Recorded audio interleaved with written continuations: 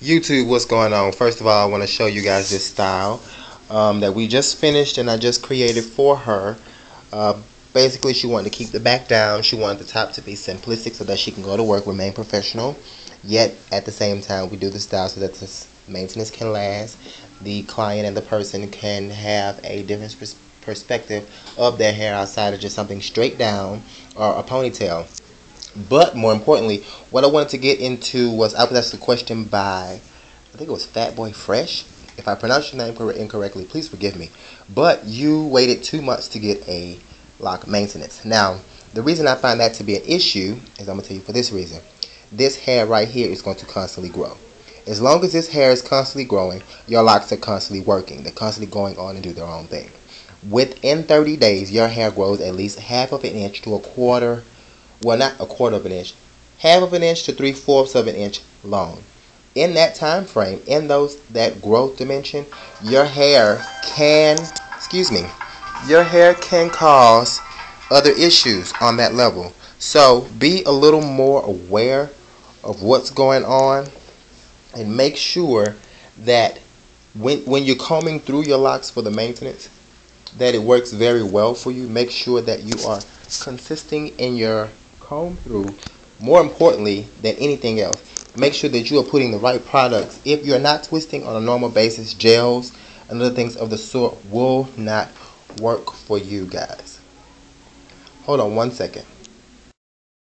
But like I was saying, so make sure that on a 3 to 4 week time period you do a maintenance, you do a shampoo, and you make sure that those hairs are not popping and breaking. As you can see in my style here, in my twisting, that her scalp is not bulging. I did not first twist her hair in a maintenance to where the hairs all around these edges are extremely pulling tight. This is a very comfortable hold. I can still pull up hairs without her screaming and ready to slap me because that hurts extremely bad. That does not work.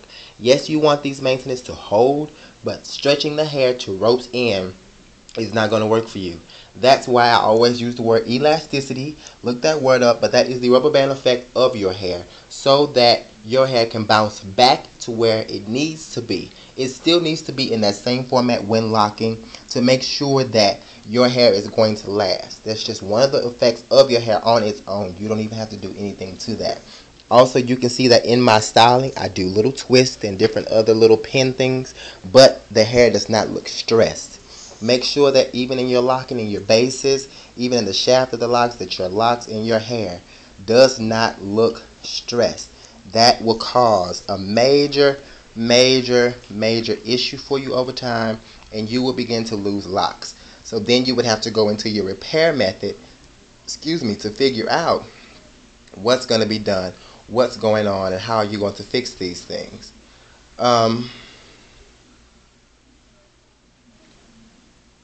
Some other things I wanted to talk to you guys quickly about was, once these locks are thin, make sure that you're not just still taking those hairs and just keep twisting and keep twisting and keep twisting and keep twisting, because they will pop off, as you've seen in my tragedy video. That will not work. Make sure that you pay attention to every lock base. I don't care if you have 500. Make sure you pay attention to every lock base. As you can see here, as you've seen in some other videos, she does not have this big huge canal in her parts to where her hair has separated, nor does she have, again I use the word, stressed hairs in any of these. These twists look easy. She's comfortable. She can go to bed at night, and she can hold this style up for 4 weeks. I wouldn't recommend it, but you can. So with those saying, with the extremely stressed out, pulled out hair, you cannot hold that in. That client and that customer can walk out within the next 30 minutes. They will feel that. So make sure that you're doing what's necessary. Tie this hair up every night, but take it off. Take the tie off, do it a day. Just like a plant, allow the sun to come in and see what's going on. Allow yourself to see what's going on by doing some analyzations and paying attention to what's going on. Shampoos necessary every 3 to 4 weeks.